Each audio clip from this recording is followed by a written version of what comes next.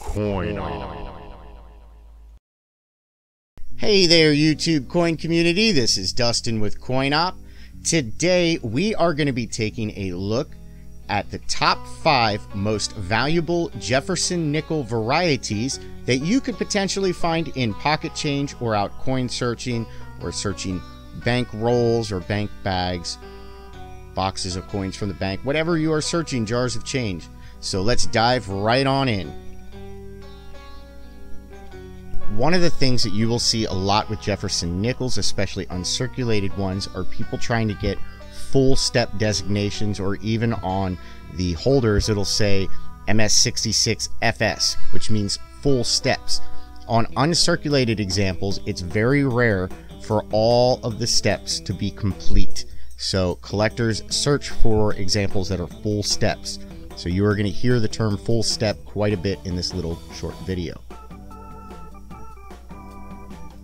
First up, we are taking a look at a 1942 Denver Mint Jefferson Nickel. This is a 1942 D over horizontal D.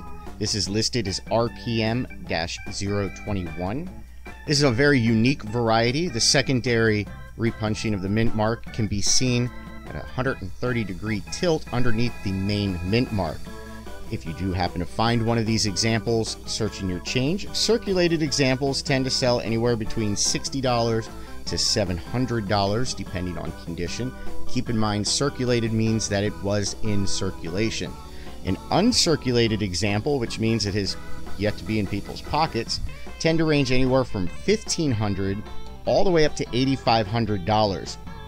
And in 2016 in Heritage Coin Auctions, one of these examples, it was an MS64 full steps, sold for $32,200. $32,000 for a Jefferson Nickel. Now we are taking a look at a 1943 over 2. This is listed as double die -003, DDO-003. Circulated examples tend to trade between $80 and $250. Once again, circulated means that it was in circulation. Uncirculated examples can trade anywhere between $275 up to $500, more so for higher graded uncirculated examples. Now in 2008 in Heritage Coin Auctions, an example was an MS67, which is very high grade with full steps, sold for $16,675. Once again, that sold for $16,675. Okay, we are moving on to a 1943P double die adverse. Now in the wartime nickels, all of them have a mint mark. Even the Philadelphia mint ones, they will have a big P on the reverse. Now this is a double die adverse. It's listed as DDO-006. Circulated examples tend to trade between $20 all the way up to $75. And once again, that means it was in circulation. An uncirculated example, one that has yet to be in circulation, tends to trade between $100 to $450, more so for much higher graded uncirculated examples.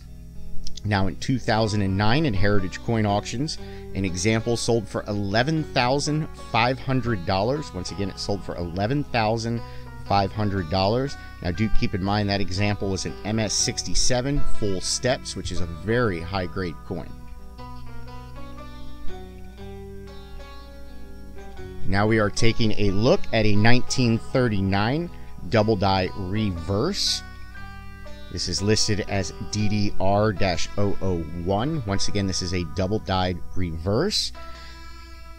Now, when you happen to find one of these examples, circulated examples tend to trade between $60 and $220, while uncirculated examples, ones that have not been in circulation, tend to trade between $400 and $1,500.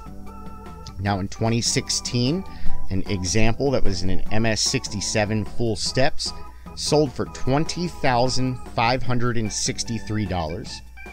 Once again, that's a very high grade coin that sold for $20,563, and that was just this past year. Last but not least, we are moving on to a 1945 double die reverse. Once again, this is a double die reverse. It is listed as DDR-001. Now, if you do find one of these while you are out searching, circulated examples tend to trade anywhere from $20 to $75. Once again, that is a coin that has been in circulation. And uncirculated examples tend to trade between $110 to $375 in an MS-65. Now, keep in mind, in higher grade, they do sell for much more.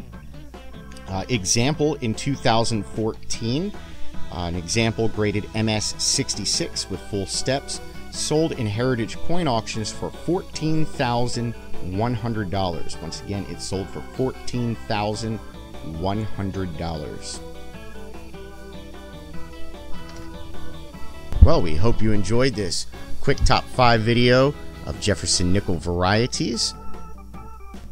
Go ahead and hit that like button if you'd like to help our channel. Hitting that like button does encourage YouTube to share our content with more and more people, so you can definitely help us by doing that.